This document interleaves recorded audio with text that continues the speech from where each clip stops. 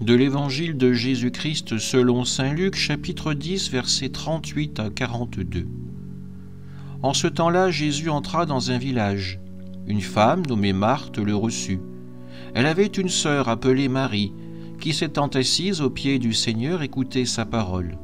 Quant à Marthe, elle était accaparée par les multiples occupations du service.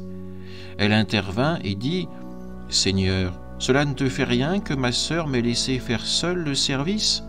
Dis-lui donc de m'aider. » Le Seigneur lui répondit « Marthe, Marthe, tu te donnes du souci et tu t'agites pour bien des choses. Une seule est nécessaire. Marie a choisi la meilleure part, elle ne lui sera pas enlevée. » Acclamons la parole de Dieu. L'évangile de ce dimanche nous transporte dans un village où Jésus est accueilli par deux femmes, Marthe et Marie.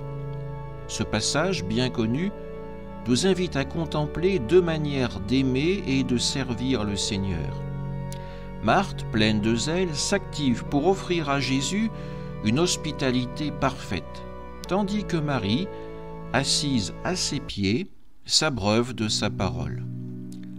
Lorsque Marthe, accaparée par cet âge, demande à Jésus d'intervenir pour que Marie l'aide, il répond avec douceur « Marthe, Marthe, tu te donnes du souci, tu t'agites pour bien des choses. Une seule est nécessaire.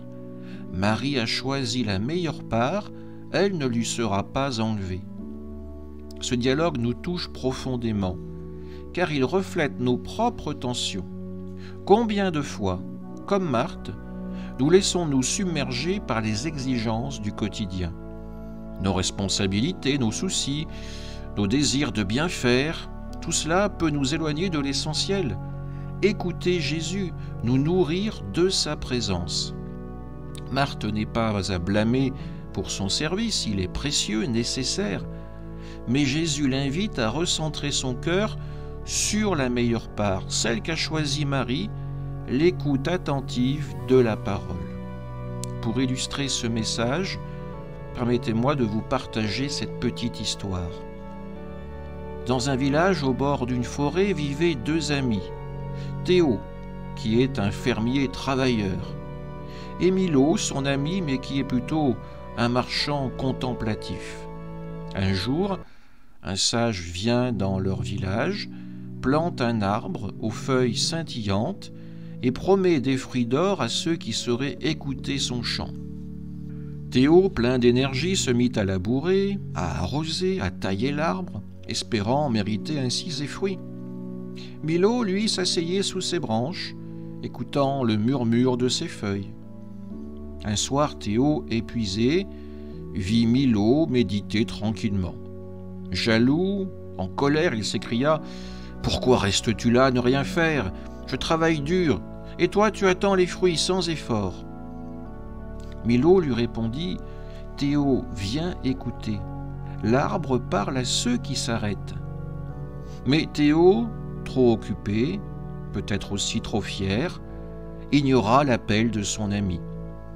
Une nuit, l'arbre s'illumina, et Milo, toujours attentif, reçut le fruit d'or, symbole de la sagesse.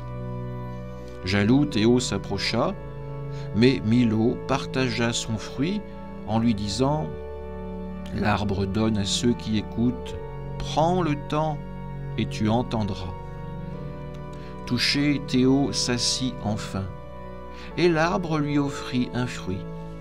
Dès lors, les deux amis unirent effort et écoute, faisant prospérer ainsi leur village. Ce conte, il éclaire l'évangile d'aujourd'hui.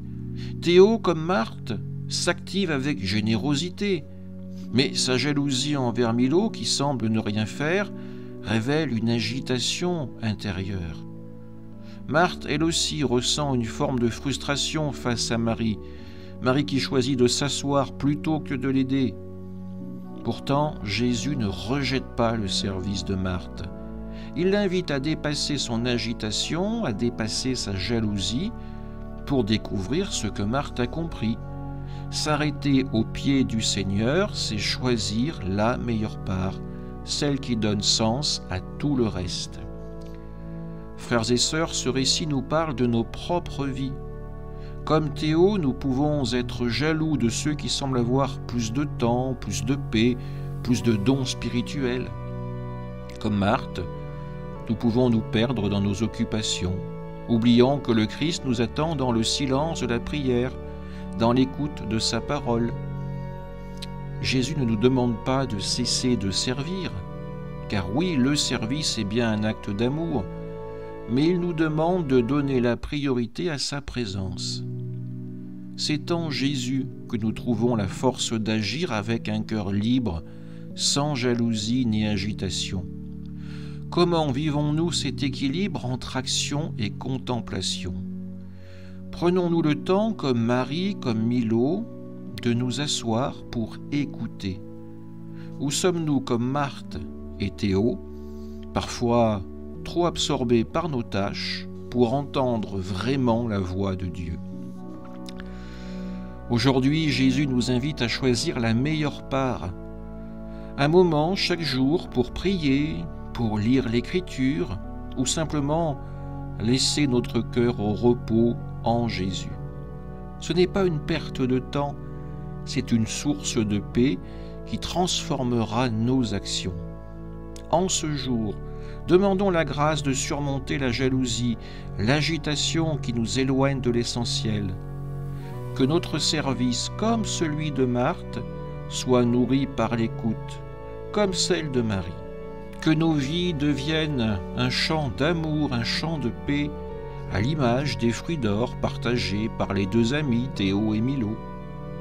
Acclamons la parole de Dieu par une vie qui unit contemplation et action pour la gloire du Seigneur. Amen.